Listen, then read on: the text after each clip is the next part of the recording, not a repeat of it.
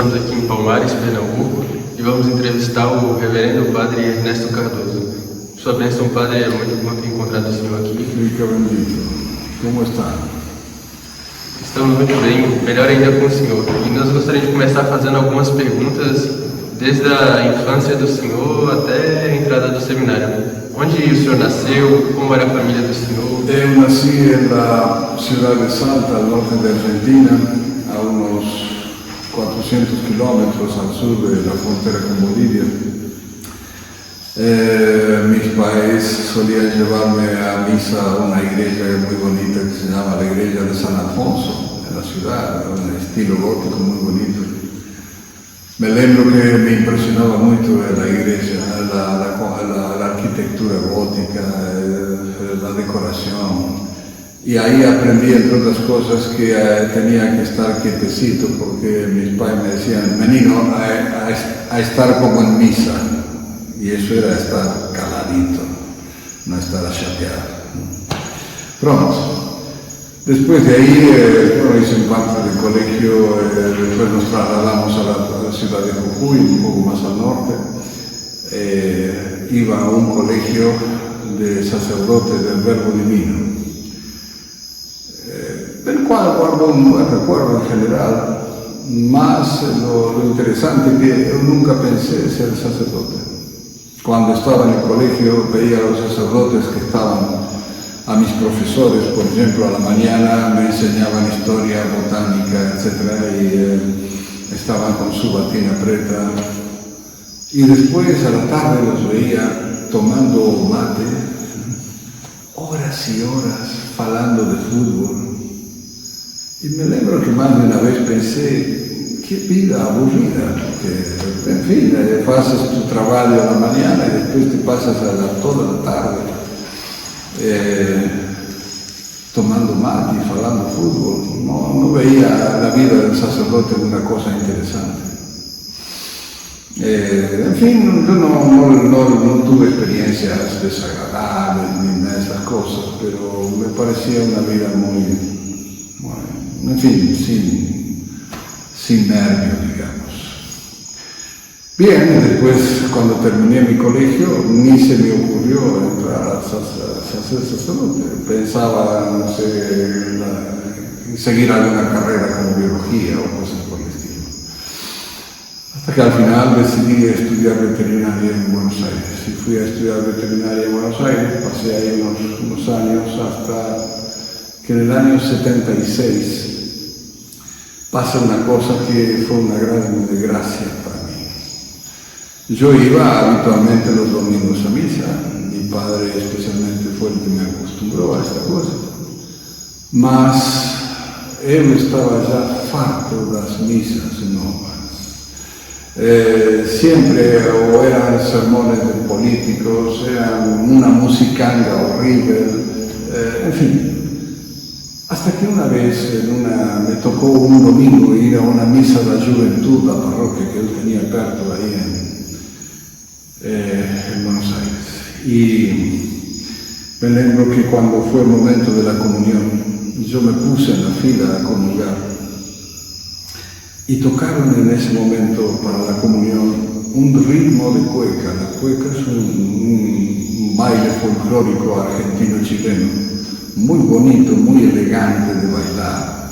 Sacas así un lençol y empiezas a revolear el lençol y bailas. Y cuando yo escuché el ritmo de cueca, tuve como el acto reflejo de sacar un lençol y ponerme a bailar. Pero claro, ahí yo recibo una gracia y me doy cuenta que eso es profano, que yo voy a recibir a todo un Dios en principio y con esa musicanga era una cosa, no sé, absurda. Y claro, me pongo a pensar si le rompo el violón a los meninos que estaban tocando ahí o no les rompo el violón en la cabeza. Pero claro, después dije, si le rompo el violón a esos que están a chatear con su musicanga, el cura que está ahí me va a decir, saquen ese rollo, porque ellos están a tocar el violón con permiso del cura. Claro, mientras yo pensaba esas cosas, ya me llegó el momento, comulgué de pie, la la boca. Pero cuando salí de la misa esta dije, acabó, no quiero saber más nada de esto. No era que yo dejaba de creer, me hacía ateo, no.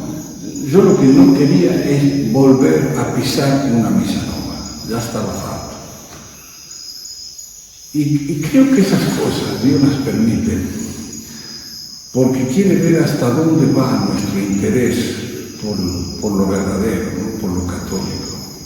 Cuando yo dije que basta con este lixo de liturgia, llego a la esquina y en la esquina había un señor vendiendo periódico y decía grandes titulares: llega al país el obispo que está a estragar la iglesia, Monseñor Marcel Lefebvre. Yo había escuchado algo de él, me pareció que él estaba a defender algo muy importante, la tradición de la iglesia, la misa de antes, etc.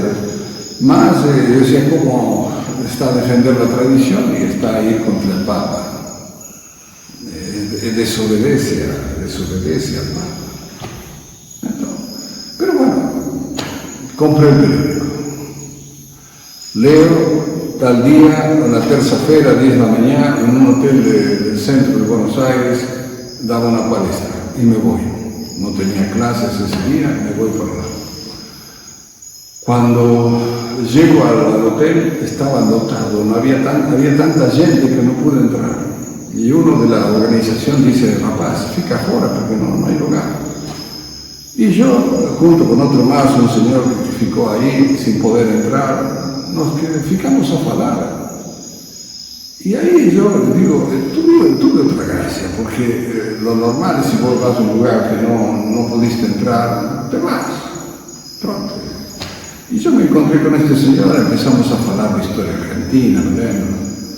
Y en vez de irnos a tomar un café y hablar tranquilos, sentaditos, no, nos quedamos de pie enfrente del hotel. 1 hora y media hablando de historia. No es normal. Lo normal es ir a tomar un café, hay 4.000 cafés en Buenos Aires, sentarte y hablar lo que tú quieras. Bien, después de 1 hora y media parado, empezamos a ver que sale la gente del hotel. Y sale y nos quedamos soñando, que yo no sabía si el monseñor estaba hospedado en ese hotel o no sabía nada. Y de repente, pum, sale el monseñor. Y esa fue una de las gracias más grandes que recibí en mi vida. Yo vi a Monseñor Lefebvre y yo fiqué impresionadísimo de la paz espiritual que irradiaba este hombre. Este hombre lo chingaba desde Pablo VI hasta el último gusano del planeta. Y él como que no le importaba nada. ¿Por qué? Porque hacía lo que Dios quería, lo que él debía hacer. Entonces, fiqué como, nos dio una bendición a los que estaban ahí, pronto, lo metieron en un carro, se lo llevaron y yo me quedé así como extasiado. Entonces me cruzo, estaba el rapaz que me había dicho que no podía entrar porque estaba botado y entonces le digo, rapaz, Monseñor escribió algo, dijo, sí, publicó un libro que se llama Un Bispo Fala. Bien, ahí a una cuadra lo vas a encontrar. Y me fui hasta la librería que lo vendía, me compré un librito así pequeño. Terza-feira, cuarta-feira, quinta-feira, 2 de la mañana, termino de leer el librito.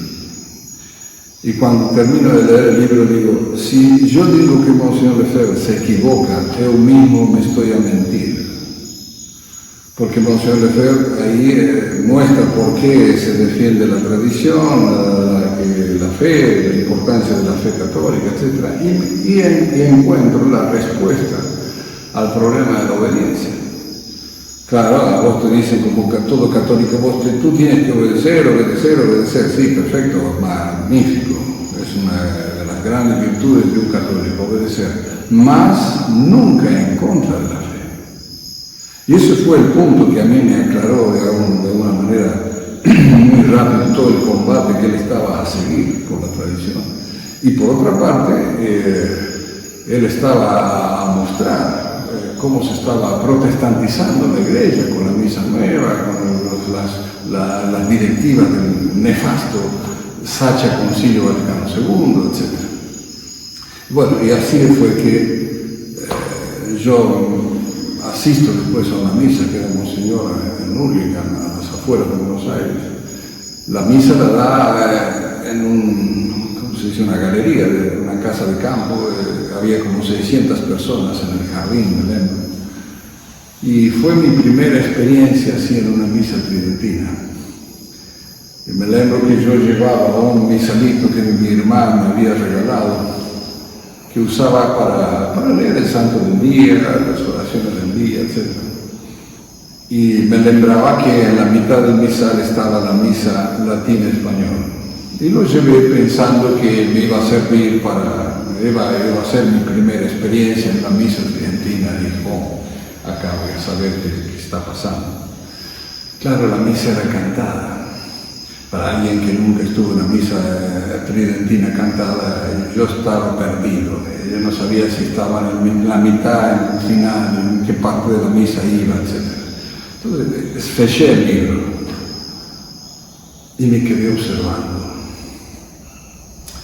Y ahí me di cuenta por primera vez, ojo, yo tenía ya como 22 años,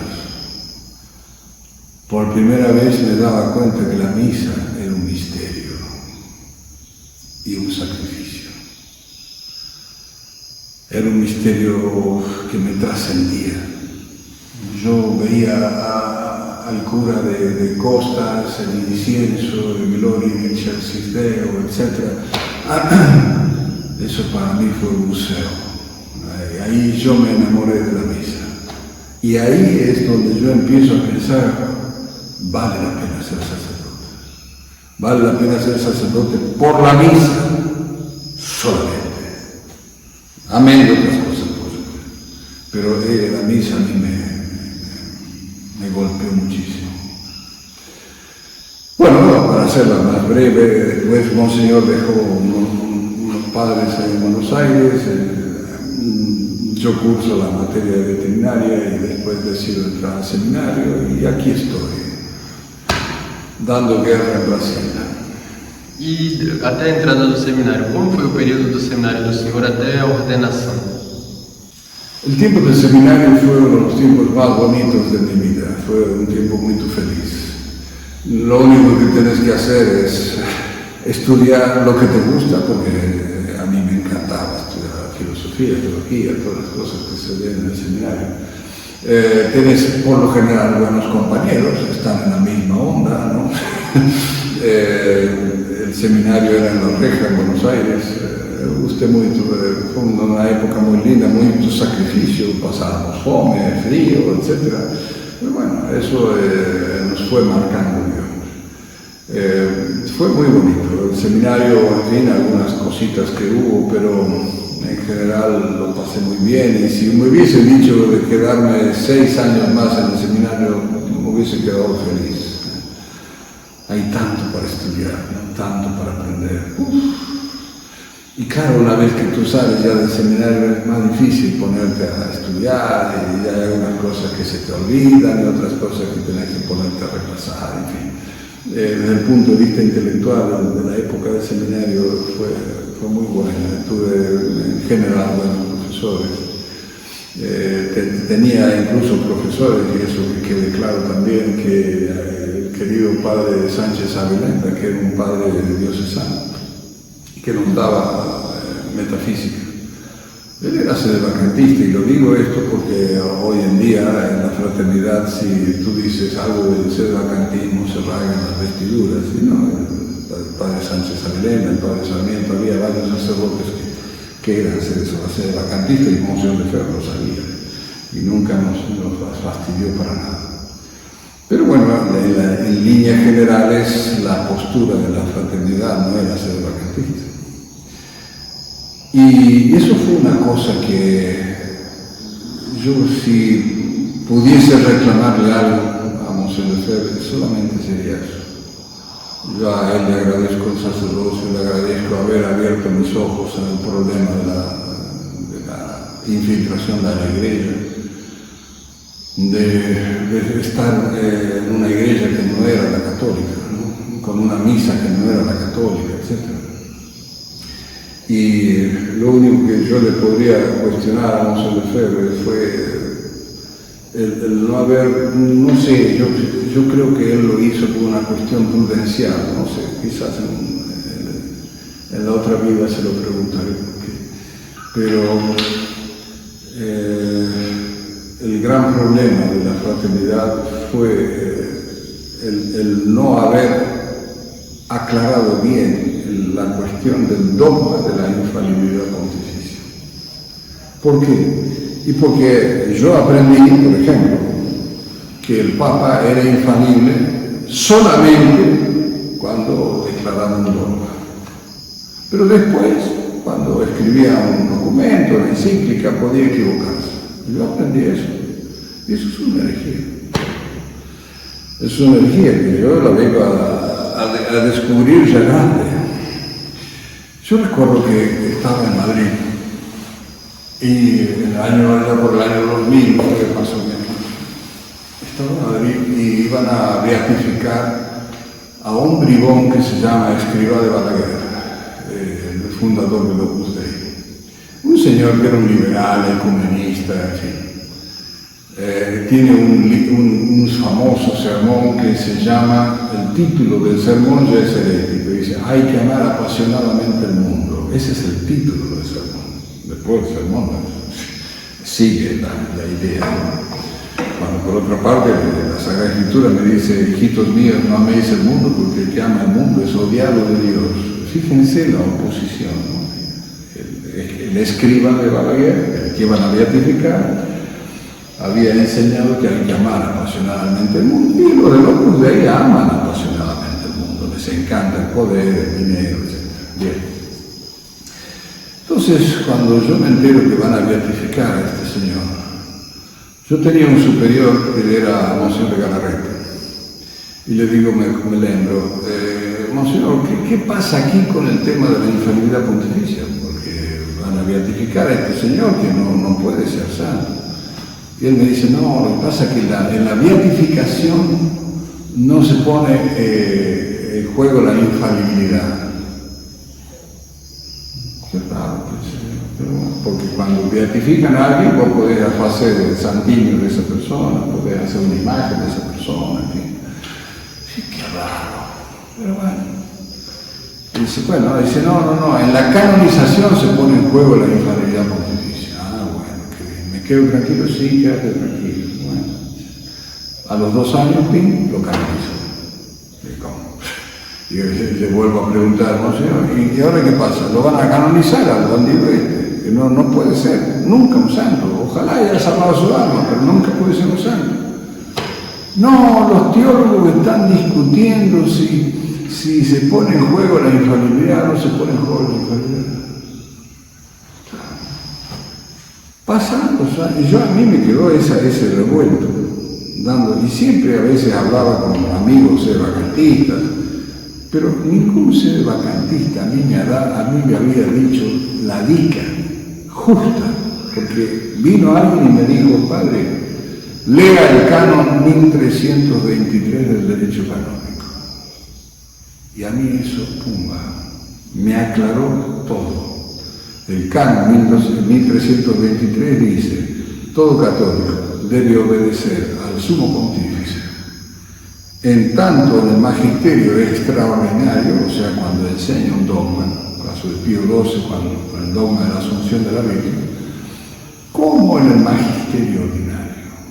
Claro, ese fue el error, y ese es el gran error de la fraternidad, el galicanismo. Se llama galicanismo porque los franceses hacían siempre una disección. Lo que les gustaba lo obedecían al Papa. Lo que no les gustaba, lo sacaban. Ellos decían que reconocían al pontífice, pero lo que no les convenía no lo aceptaban. Y a partir del dogma de la infalibilidad pontificia, el galicanismo ya fue condenado.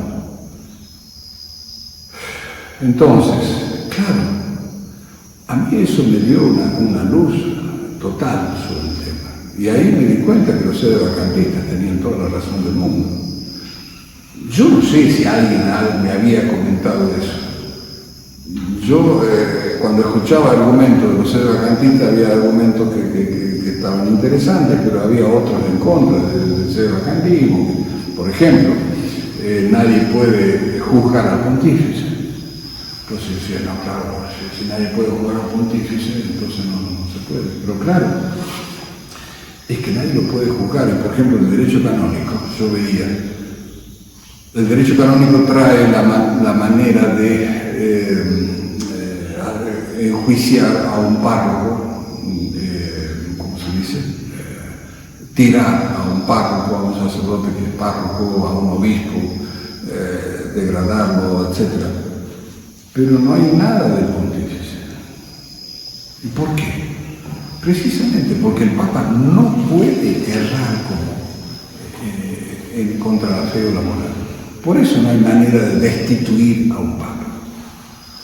La destitución es para los demás, porque los demás, los curas, los obispos, los cardenales, los abades, pueden sí caer en la herejía. Pero el pontífice no puede caer, es dogma de fe.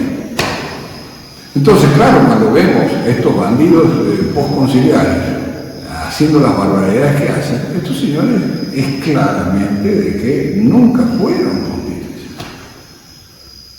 Nunca fueron. O sea, el último pontífice fue Pío XII.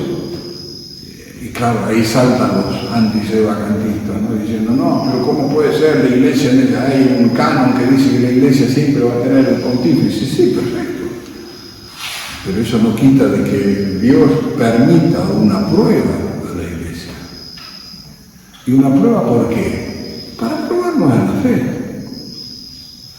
¿Cuánta gente uno se encuentra a veces y la gente dice, no, qué barbaridad lo que hace el Bergoglio, estas cosas? Ay, pero yo prefiero equivocarme con el Papa. Eso es una estupidez. ¿Por qué? Porque estás amando más el error que la verdad. Entonces, no nos está probando Dios a través de estas circunstancias que Dios permite que la sede de Pedro esté ocupada por el enemigo. Sí. Sí. Entonces, es una prueba para nuestra fe, sin duda. Y hay otra cosa que se me arrumó cuando yo leo ese famoso canon 1323. A veces yo, en fin, no, me pasaba la noche durmiendo, estudiaba el tema, me iba para acá, para allá, sobre el tema de la sede acá. Y yo decía, ¿cómo es posible que Cristo dice, si no sois como niños no entraréis en el reino de los cielos? Y yo decía, ¿cómo un niño va a entender este jaleo que hay? Que no se sabe si hay pontífice, si no hay pontífice. Pero claro, cuando después lo lees bien al dogma de la infalibilidad pontificia, es clarísimo.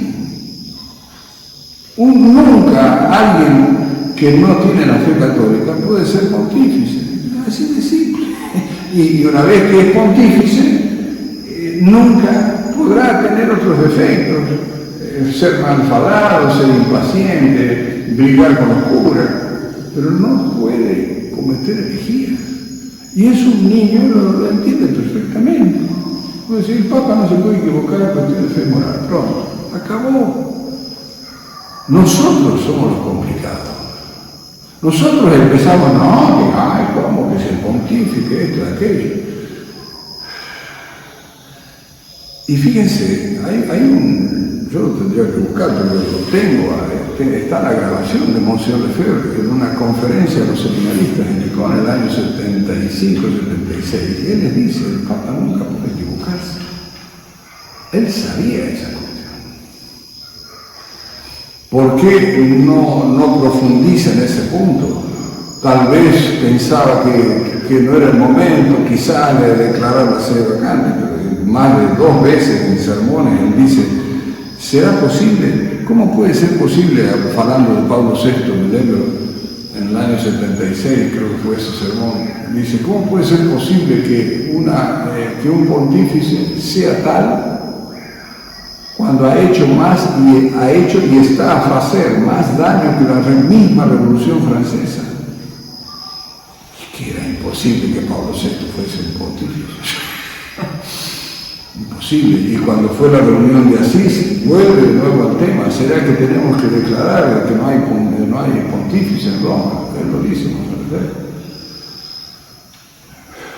Quizás él pensó que tal vez no estaban dadas, no era el momento, en fin, Dios sabrá. Pero incluso después de que a él lo excomulga Juan Pablo II, lo hostila, él nunca vuelve a hablar de pontífice. Lean la biografía que escribe Rosantisé Malheré, nunca dice, no vayamos a Roma porque Roma ya no es católica, Roma apostató, etcétera, etcétera. No dice, no hay que ir a hablar con el Papa, porque sabe que no hay Papa, sabe que no hay Papa. O sea, Monsieur Lefebvre no era un imbécil. Quizás pesó, tal vez, más la prudencia humana, no sé, yo lo habrá juzgado por ese tema. Pero que a mí me indigna hoy ver a mis cofrades de la fraternidad espantados por la sede de la carne. Hoy, cuidado con la sede de la carne. ¿Por qué no le fueron a cuestionar eso a Monseñor Lefebvre cuando sabía que teníamos profesores sedevacantistas y él no decía nada? Porque sabía que era una tesis perfectamente plausible. Entonces no es ninguna herejía hablar de la sede vacante.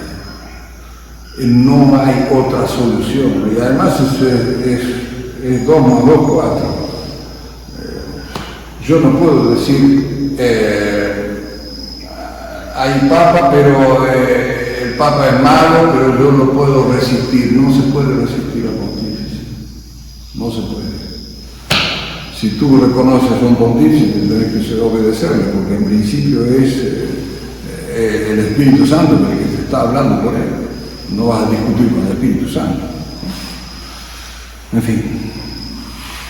Y así fue que, gracias a Dios, me aclaró ese asunto. Yo es el problema de la sede vacante o no sede vacante. Yo lo tenía así como en stand-by. No encontraba la manera clara, fácil de explicar si hay o no hay sede vacante. Cuando leí ese canon, 1323, se acabó. A mí se me hizo la luz. Y arreglas todo, desde Pío XII hasta ahora, toda esta iglesia conciliar es una falsa iglesia, totalmente falsa, misa distinta, sacramentos distintos, doctrina distinta. La unidad de la iglesia, ¿dónde está la unidad de la iglesia en la iglesia conciliar? Cada cura piensa una tontera distinta. Los obispos, unos piensan en una cosa, otros piensan en otra.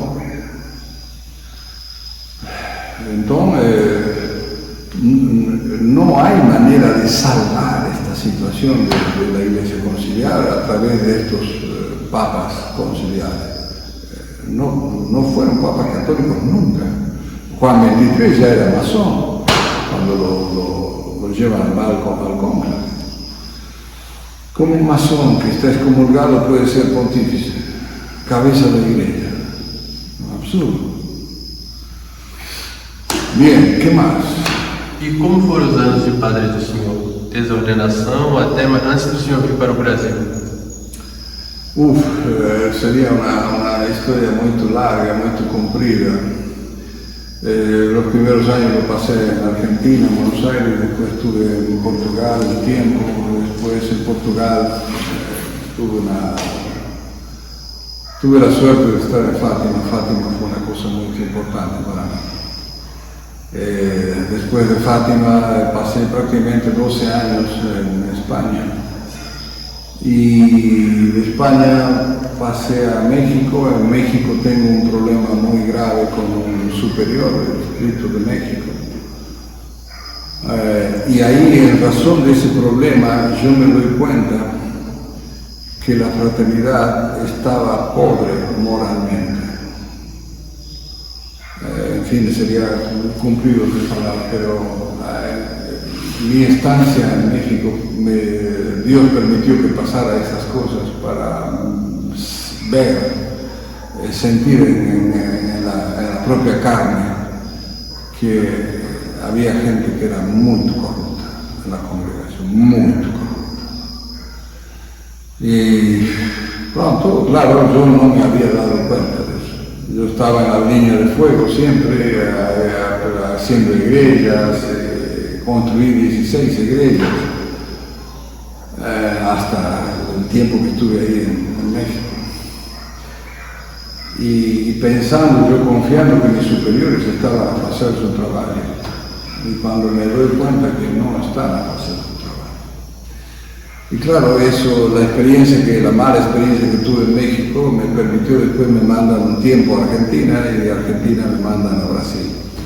Y cuando yo vengo a Brasil, yo ya venía con un pie adelante y otro atrás, porque yo sabía que las cosas iban cada vez peor. Estoy a hablar del año 2010, 2011. Monseñor Felé,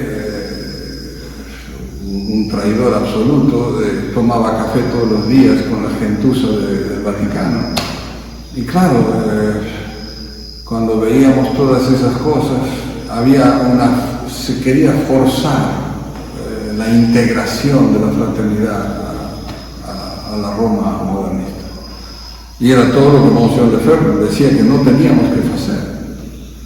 Y claro, yo veía exactamente lo opuesto. Monseñor Lefebvre decía, hasta que Roma no se convierta, no debemos ir a hablar nada con él.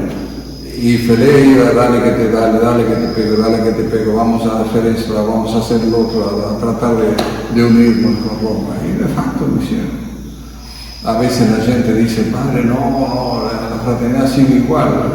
Hay que ser un poquito ingenuo para pensar eso. La fraternidad ya claudicó, y la gran astucia que tuvieron fue que no llamaron a la prensa. Hay un pacto, un arreglo con la fraternidad, y por eso la fraternidad aparece en el anuario pontificio.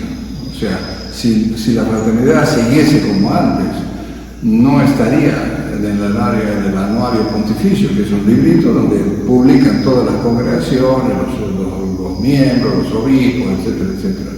Están ahí. ¿Por qué se creen que Monseñor Felé recibe en el año 2015 el cargo de juez de la Rota Romana? Si Monseñor Felé no estuviese en plena comunión con Roma, no podría ser juez de la Rota Romana, evidente.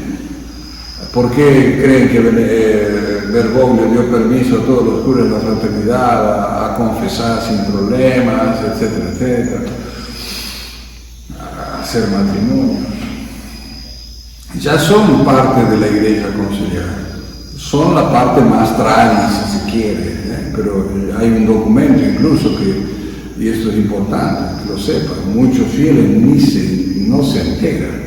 Hay un documento firmado por Felé, Monseñor Felé, aceptando la misa nueva, la validez, la licitud de la misa nueva y de los sacramentos nuevos. Y eso firmado, creo que fue el 12 de mayo del 2012. Está el documento, está ahí. Entonces, pero no, lo que supuestamente no se hizo fue una firma del acuerdo, como fue el caso de Campos, ¿no? Vinieron cardenales del Vaticano, la firma del acuerdo con Campos, etc. Monseñor Licinio, me lembro que firmaba, y Monseñor Licinio le llegó a decir una barbaridad, decía que estaba feliz de volver a la Iglesia Católica. Yo cuando leía eso decía, ¿dónde estuvo este hombre? ¿Dónde estuvo? No entendió nada. A los 2 meses se moría de cáncer. Y volvía feliz porque volvía a la Iglesia Conciliar. Dios mío, ¿qué será? En fin, claro, eso no se hizo con la fraternidad. Bergoglio fue dando permiso para esto, permiso para aquello, arreglando así la situación con la neofraternidad, y la gente ni se entera. Y piensan que sigue todo igual. La misa la siguen dando, es válida, pero ilícita. ¿Por qué ilícita? Y porque los curas esos de la neofraternidad se saltaron el juramento antimodernista. Porque todos nosotros hicimos juramento antimodernista, y cuando tu superior dice que la misa nueva es válida y vos seguís bajo la égida de ese superior, ¿no caes en el perjurio? Si vos no querés caer en el perjurio, tenés que separarte de esa gente, por sí o sí. Además, Feller decía que la Iglesia Católica es la conciliar, en un documento que les escribe a los otros 3 obispos. ¿Cómo? La Iglesia Católica es la conciliar. Es decir, las 4 notas de la Iglesia Católica no se dan en la Iglesia conciliar. La Iglesia conciliar dice que el ecumenismo es parte esencial de la Iglesia conciliar. Y la Iglesia Católica jamás fue ecumenista. ¿Cómo me pueden venir obispos de la tradición, la crema de la tradición, a decirme que esa iglesia es la católica? Claro, a mí me da asco. Además, porque los obispos de los que consagró Monseñor Lefebvre no son imbéciles.